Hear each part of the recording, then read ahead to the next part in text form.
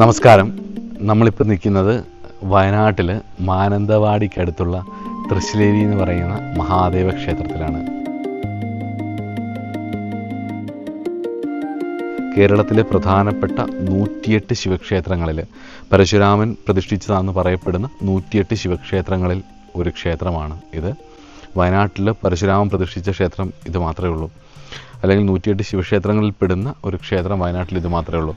അതോടൊപ്പം തന്നെ ഇവിടെ വേറൊരു പ്രത്യേകതയും കൂടി ഉള്ളതെന്ന് പറഞ്ഞു കഴിഞ്ഞാൽ ഭഗവാൻ സ്വയംഭൂ ആണെന്നും പറയുന്നു. അത്യപൂർവമായിട്ട് 108 ശിവക്ഷേത്രങ്ങളോടൊപ്പം ഈ ക്ഷേത്രം 108 ദുർഗാലയങ്ങളിലും പെടുന്നതാണ്.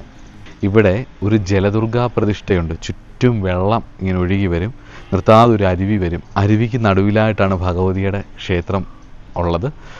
ആ വിഗ്രഹം കാണുമ്പോഴേ അറിയാം നമുക്ക് വളരെ പ്രാചീനമായിട്ടുള്ള വളരെ സൗന്ദര്യമുള്ള ഒരു ഭഗവതിയാണ്, ജലദുർഗയാണ്. അപ്പോൾ ജലദുർഗാ ക്ഷേത്രങ്ങൾ വളരെ കുറവാണ്, ജലദുർഗയ്ക്ക് പ്രതിഷ്ഠയുള്ളത് വളരെ കുറവാണ്. അപ്പം ജലദുർഗയായിട്ടാണ് ഇവിടെ ഭഗവതി സ്ഥിതി ചെയ്യുന്നത്. പൊതുവേ കാടിനുള്ളിൽ വളരെ ശാന്തമായ ഒരു സ്ഥലമാണ് ഇവിടെ. ഇപ്പോൾ അടുത്ത് കുറച്ച് പണികൾ നടക്കുന്നു എന്നുള്ളതല്ലാതെ വളരെ ശാന്തമായ സ്ഥലമാണ്. ഇതിന് മുകൾ ഭാഗത്തായിട്ട് ഭദ്രകാളിയും അതുപോലെ തന്നെ സർപ്പങ്ങളും ഒക്കെ ഉണ്ട്.